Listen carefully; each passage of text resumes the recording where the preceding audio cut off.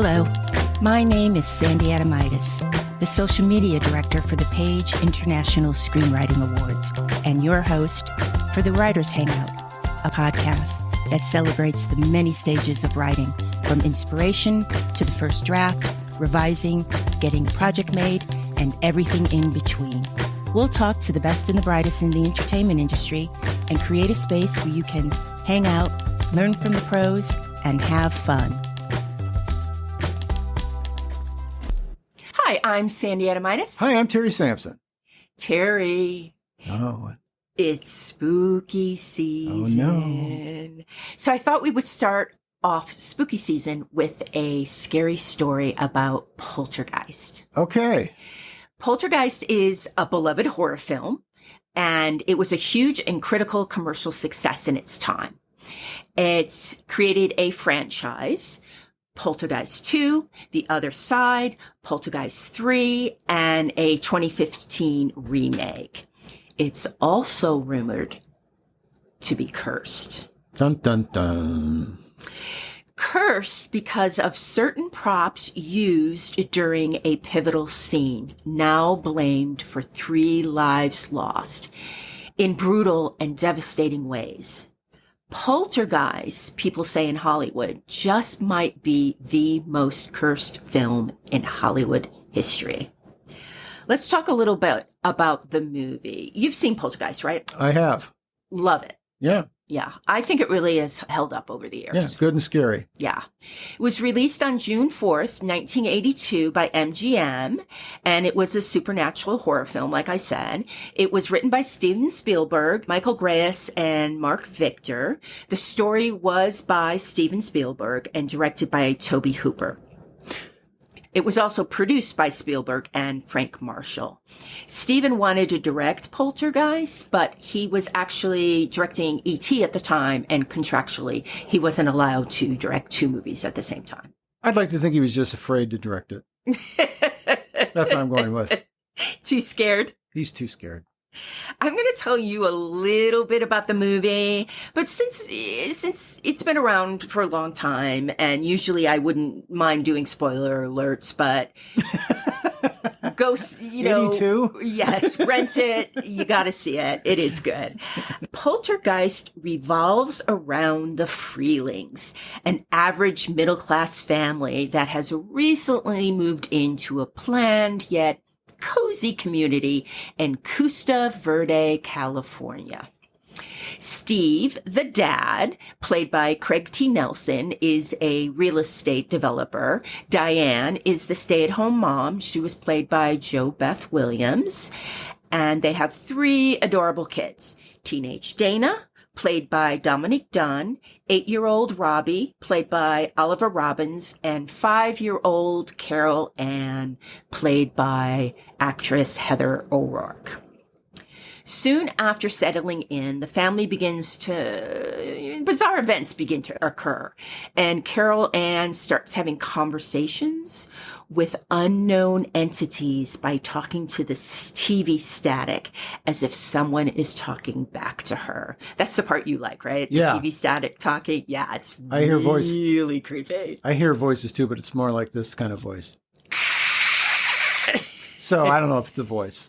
It's good, Did though. you know you have a cat? That is a cat. That's more of a cat than static? Yes. Okay, I'll work on it. Some of the bizarre things, and tell me if you remember this, that were happening kind of in the beginning. A glass of milk shatters. And I'll bet you remember this one. The kitchen chairs stacking themselves in odd positions. Yeah, that's just helpful, really. But it is scary. It is scary and helpful. I agree. Initially, the ghosts, they were playful and friendly. And so the family just continues on with their lives. During a really bad thunderstorm, a large limb tree crashes through the kids' bedroom windows and grabs Robbie. He's the middle kid. Yeah, I don't know if they miss him. If they just watered their plants. True. While the family rushes outside to rescue Robbie, the ghosts use this distraction, and Carol Ann is sucked into a portal inside her bedroom closet. That is bad. After saving Robbie, the family, they're frantically searching for Carol Ann, only for her voice to call out from the TV. Nice. Desperate, Steve and Diane turn to a parapsychologist for help. When that doesn't work, a medium is brought in called Tanja Barron, played by actress and activist Zelda Rubinstein. She's called in, and I won't spoil the ending. As I mentioned at the top, the Poltergeist curse started because of the props used in a certain major scene while being shot. Terry, any guesses what that could have been? No. Okay. Spielberg, Marshall, and Hooper supposedly decided to use real skeletons during one of the most famous scenes where Jo Beth Williams' character, Diane, falls into the family pool filled with skeletons. Supposedly, this was kept on the download, and the cast and crew had no idea. While appearing on TV Land's TV Myths and Legends, Jo Beth Williams said, I assumed they were prop skeletons made out of plastic or rubber. I found out, as the crew did, they were using real skeletons because it was far too expensive to make skeletons out of rubber. They did it because it was cheaper? That's surprising because it's super creepy. Super creepy. Yeah. The Curse. Months after the release of Poltergeist in June of 1982, that November, 22-year-old Dominique Dunne, who played the oldest daughter, Dana, was strangled at the end of her driveway by her ex-boyfriend in West Hollywood, California. The piece of garbage ex-boyfriend, who I will not name, was a sous chef at Ma Maison, which was a big place for all the big-time people to eat. Yeah, all the power players. They were all there. I was never there, but that kind of explains that, doesn't it? Mm-hmm.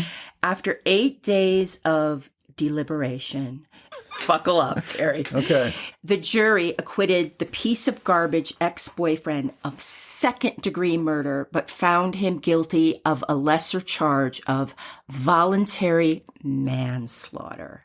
Dunn's family was outraged by the verdict, calling it an injustice.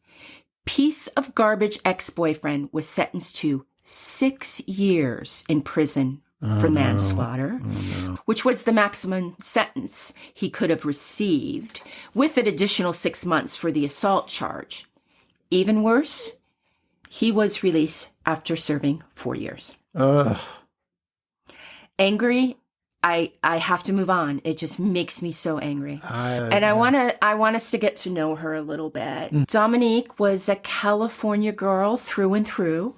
Her mom, Ellen, was a ranching heiress, and her dad, Dominique Dunne, was the famous writer, producer, and actor. She was also the niece of the married novelists and screenwriters, John Gregory Dunne and Joan Didion. Who we just lost this year, Joan Didion. Her godparent was Maria Cooper, daughter of actor Gary Cooper. Wow. Her brother's the actor Griffin Dunne. She's a real Hollywood kid that had a brilliant career ahead of her. Very sad. Heather O'Rourke, she played Carol Ann, and she said the famous line, "They're here." Yeah. Was only 12 when she died of cardiac arrest from septic shock caused by a misdiagnosed intestinal issue on February 12th, 1988. Yeah. That's just so sad. I don't even know what to add to that. I think there should be a rule that you can't die until you're at least 38. Yeah. That's my feeling. Good rule. Lou Perryman played the small role of Pugsley in the original film. He was 67 years old when a recently released convict killed him in his own home with, wait for it, an axe. Come on. Yeah. Really? Yeah. Lou... Did he know this guy? No, it later turned out after the man who killed him turned himself in, said he attacked Lou because he needed a car and some random things in his home. It was just random. It doesn't make any sense. Part of the curse. Yeah. Oliver Robbins, who was the male child of the family, was reportedly attacked on set by a mechanical clown. In the scene where he was supposedly struggling with the creepy clown, it malfunctioned and choked him. Because the scene was meant to show that the little boy was struggling, many cast members thought he was acting. And it wasn't till he turned blue that they rushed onto the stage and stopped it. This happened in the second film, Terry, but the curse did kind of continue on. There was an actor by the name of Will Sampson. No relation. No relation. No. He played the Native American shaman, and he did a exorcism on the set to clear the air for using those props on the set. I bet you it was a cleansing ceremony. I don't think it was an exorcist. This is a literal, they brought this guy in to literally, it wasn't part of the film? He was an actor in the film, okay. And he volunteered to do this ceremony to clear the set because bad things were happening because they used real skeletons as props. All right, for my writer friends and actor friends out there, when you're doing a horror film, do not volunteer for anything extra. There you go. It's a good rule in life. That's a good rule. Yeah. After the exorcism, which I think was a ceremony, members of the cast claimed to feel better. Jo Beth Williams recalls an odd, nervous feeling on set that went away after Sampson performed the ceremony. Yay, Sampson. Yeah. And she said that when she got home from shooting on set all day, the picture frames in her house were always tilted. She'd straighten them next day, tilt it again. Yeah, I'd like to apologize for that. I thought it was going to be funny. Sorry. I shouldn't have done that. So bad. James Caan, not the actor, who wrote the novelization of Poltergeist, said that right after he was writing the line, "Lightning strike the sky," a freak lightning bolt struck his building. The lights went out and video games in his house turned on and started to play. That is wild. What? Yeah. The game started playing on their own? Mm-hmm. Really? Asteroids? Now, the Poltergeist curse is a tragic one. And as I just mentioned, it also followed the franchise. On the set of the 2015 remake, the house that they were filming in, apparently the director, James Keenan, chose the location because it was haunted. The legend had it in the town that it was haunted. So he was just like, great, that's where we're shooting. And he went looking for a curse and he found it. The film was plagued by strange equipment failures, and there was one plot of land. The director says that whenever they were filming there, the lights would go off. And he said, again, when he would go home at night, he believed his house that he was renting for the shoot was also haunted because he would see a female figure in a black dress. That's not expected. Okay. No. He did a Reddit AMA, Ask Me Anything, and he said, I also used a lot of aerial drone photography in the film, and the drone pilots were never able to lock in the GPS signal in this field. We would have to move 10 feet away to launch the craft. That's interesting. Terry. Yes. Wouldn't it be great if we could talk to someone who was there? That would be amazing. That could never happen, though. You think? I don't think it could happen. Well, because there's a curse involved. It's true. In fact, there is a curse involved. We have had so many technical difficulties recording this podcast. So I am actually comfortable in saying that this podcast about about the Poltergeist podcast is cursed. Is cursed. Yes. Yeah. Let's bring on a special guest, writer, actor Michael McManus, who played Ben Tuthill, the next door neighbor to the Freelings, who doesn't notice anything. All right. Bring him on. Michael McManus, thank you so much for joining us on the Writers Hangout. I wouldn't miss it. I'd like to ask you some questions about Poltergeist. Is that okay? Yes, I love that movie. Scared the crap out of me. One of the best horror movies, and I think it still stands up to this day. I do too. It's a pretty good one, yeah. And I love it. Did you enjoy shooting Poltergeist? Yeah, we had a great time. It was a nice, at least for me, it was a good set to work on. As a character actor, you're not always around a lot for these things. You do a day here and a couple of days there, but I was around quite a bit for that particular movie. So I got to hang out and I knew a few of the people. Craig Nelson and I were friends, and so that was a good thing. But it was very nice. We shot a lot of it in Simi Valley. Yeah, that's where the original house is, right? The front of it, No, it's still there. I think as far as I know, it's still there. And then they reconstructed the whole house and the yard and everything at MGM. Raised up 20 feet in the air, so it was ground level, and so the empty pool could be there. Wow, it was pretty cool. How fun to be on that set. It was good, yeah. Now, your scene with Craig T. Nelson and Jo Beth Williams, was that on set or night? Did you have to shoot nights for that? Oh, yeah, mostly nights. Yeah, it seemed like you were outside. Yeah, we shot some of the stuff in Simi Valley, but the thing where she's in the pool was on the set at MGM. Like I say, it was amazing. It was their whole backyard was built on a soundstage, and the pool was on the soundstage. So you had to climb, up some ladders to get to the ground level. Oh, cool. Yeah. And the one thing I remember, and I think she's talked about it, Jo Beth has talked about it, was that, it was this pool full of water and all of these electrical lights and wires and stuff all over the place. So she was a little gun shy about climbing into the water with that. And I think Steven Spielberg said, basically, well, I'll go in if you will. So he went in the water with her. Oh, I'm glad to hear that. That's one of the best ways to, as you know, as an actor, if the behind the scenes people get in the water, you feel better. I was fortunate enough to work with Craig T. Nelson on The District. Craig T. Nelson was so nice to me. I liked him, but he can be tough. Is he tough on other actors, or, tough in the sense of he wants the best out of the scene, not being a jerk? Oh, was he tough to work with, even though you knew him? No, not on that.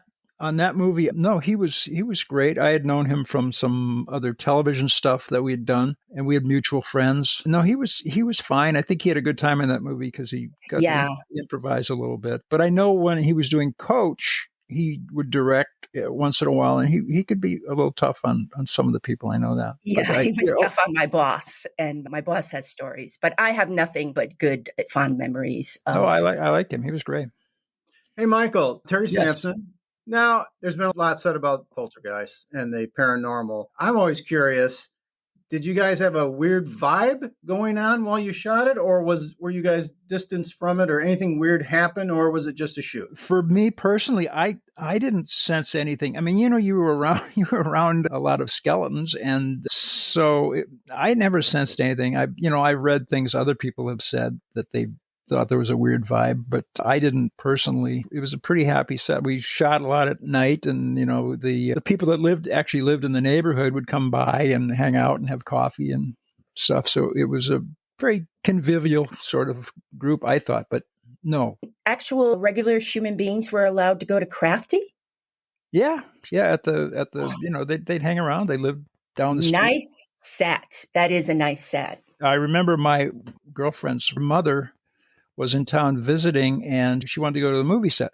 So they drove out to Simi Valley, and my girlfriend, my current wife, you know her, warned her that usually you go to a movie set and it's very boring. It's a lot of sitting around and stuff.